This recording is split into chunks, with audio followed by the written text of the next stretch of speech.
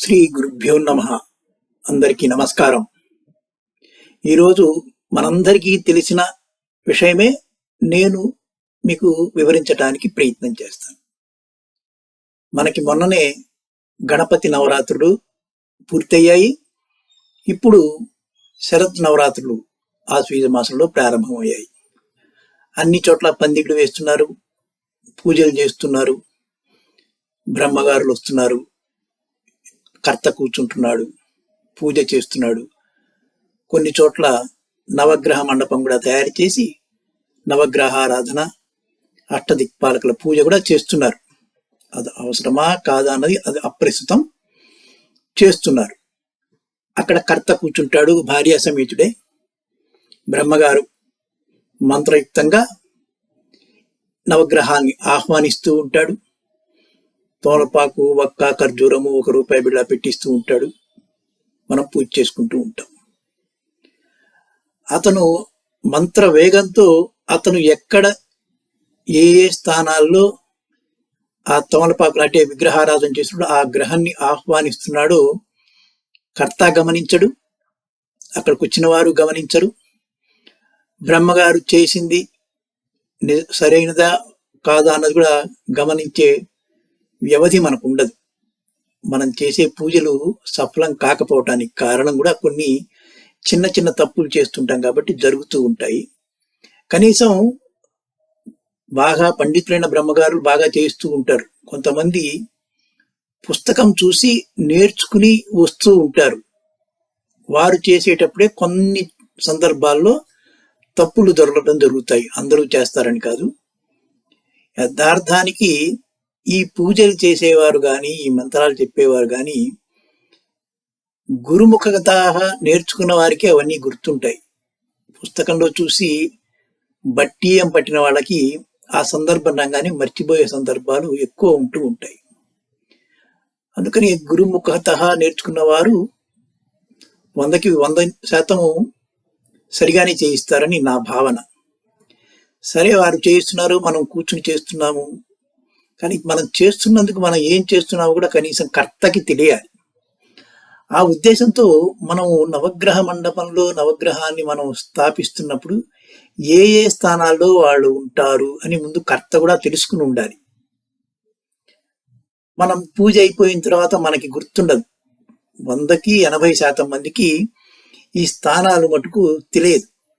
ఎట్లా గుర్తుపెట్టుకోవాలండి, ఈ మంత్రం ఉంటుంది, అదంతా ఇదంతా అంటుంటారు. అది గుర్తు పెట్టుకోవడానికి చాలా సులభమైన మార్గము. మనకి వారాల పేర్లు వస్తే చాలు. వారాల పేర్లు వస్తే ఆదివారము, సోమవారము, మంగళవారం, 7 పేర్లు వస్తాయి. తర్వాత రాహువు, కేతు, అంటే మొత్తం నవగ్రహాలు 9 అయ్యాయి. మరి వారి స్థానాలు ఎట్లా గుర్తుపెట్టుకోవాలి అని అంటే నేను మీకు ఇక్కడ పటం కూడా ఒకటి పెట్టాలని ప్రయత్నం చేస్తాను. పెట్టకపోయినా మీరు చూడండి. మీరు 9 బాక్సులు గళ్ళను తయారు చేసుకోండి. అవి తూర్పు, పడమర, ఉత్తర, దక్షిణంగా ఉండేటట్టు ఒక 9 బాక్సులు తయారు చేసుకోండి. ఏ బాక్స్ ఎట్లా తయారు చేసుకున్నా కూడా తూర్పుకి పడమరకి 3 బాక్సులు ఏవైతే ఉంటాయో మధ్య బాక్సులు, అంటే మొత్తానికి ఆ 9 గళ్ళలో మధ్య గడిలో రవి, ఆదివారం, అది గుర్తుపెట్టుకోండి. మధ్యలో ఉండేది ఆదివారం. తర్వాత మనకి మిగిలినవి సోమవారం, మంగళవారం, బుధవారం, గురువారం, శుక్రవారం, శనివారం.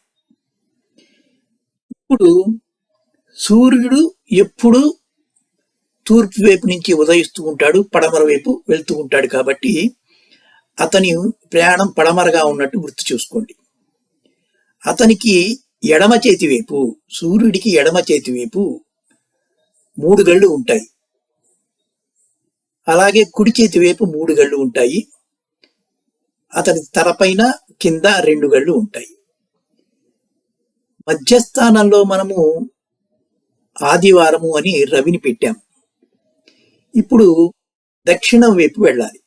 అంటే రవికి యొక్క ఎడమ భాగం వైపు వెళ్తే పై భాగంలో సోమవారం, అంటే ఆగ్నేయం అయిపోతుంది.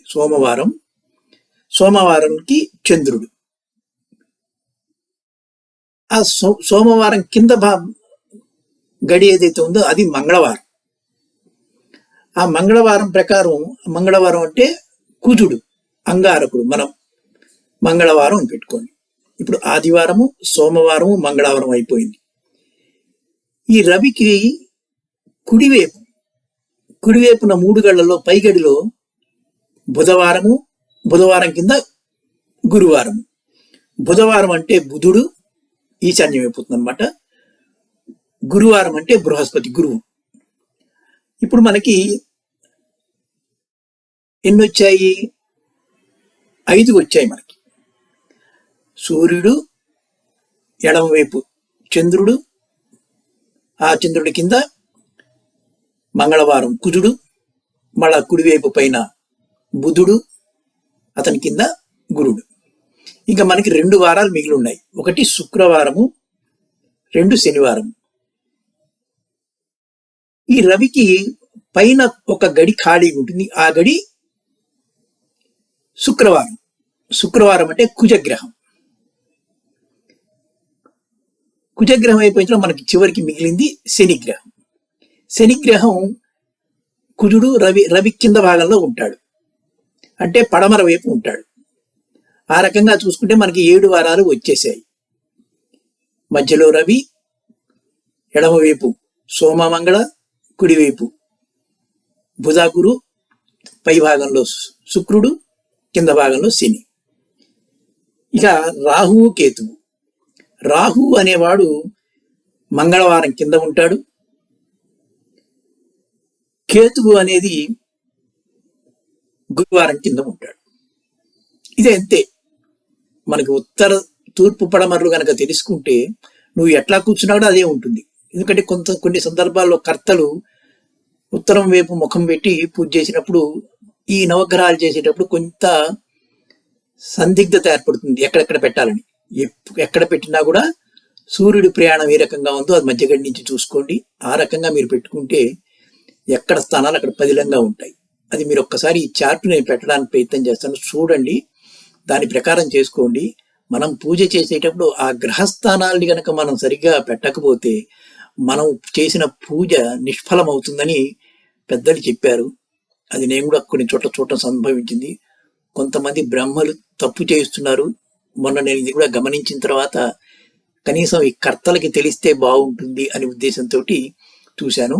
మనకి ఆదివారం, సోమవారం వారాల పేర్లు వచ్చేస్తే చాలు, చాలా సులభంగా బ్రహ్మగారి పూజ చేయించేటప్పుడు మనం పొరపాటున వారు చేసినా కూడా మనం వెంటనే సరిదిద్దుకుంటానికి ఒక అవకాశం ఏర్పడుతుంది. రేపు అష్టదిక్పాలకుల గురించి చెప్పుకుందాం. ఇది ఒక్కసారి మీరు పెట్టిన చార్ట్ చూసుకోండి, దాని ప్రకారం మీరు ఒక్కసారి చూసుకోండి. చాలా సింపుల్. ప్రతి ఒక్కళ్ళ మనం పూజ చేసుకుంటూ ఉంటాం కాబట్టి ఏదైనా వ్రతాలు చేసేటప్పుడు, పూజ చేయించేటప్పుడు కొంతమంది ఈ నవగ్రహ పూజ చేస్తుంటారు. వారికి ఇది తప్పనిసరిగా తెలుసుకుంటూ ఉండాలి. ఈ నవగ్రహ పూజలో తర్వాత ఈ గ్రహాలతో పాటు వారి పరివారాలను కూడా ఎక్కడెక్కడ పెట్టాలన్నది మరలా చెప్పడం జరుగుతుంది. సెలవు. నమస్కారం.